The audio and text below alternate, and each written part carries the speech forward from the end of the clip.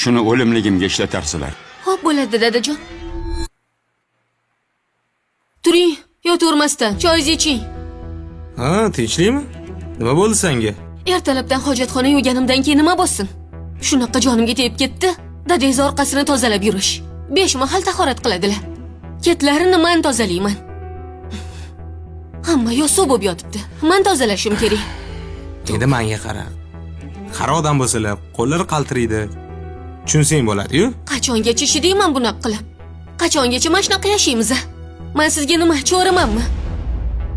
Abdulla aka, dadajonni undan ko'ra qishloqqa jo'nataylik. Biz ham tinch yashardik.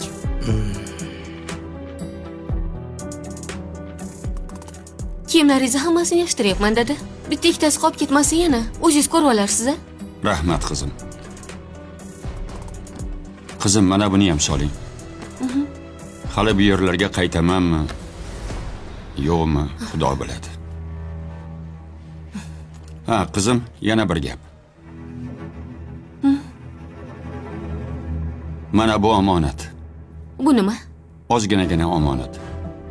Umraga boraman deb yiqqan edim. Endi u yerlarga borishga sog'lig'im yetadimi, yo'qmi? Uni Xudo biladi.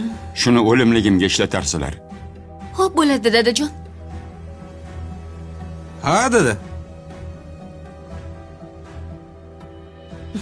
Tinchlikmi, dada?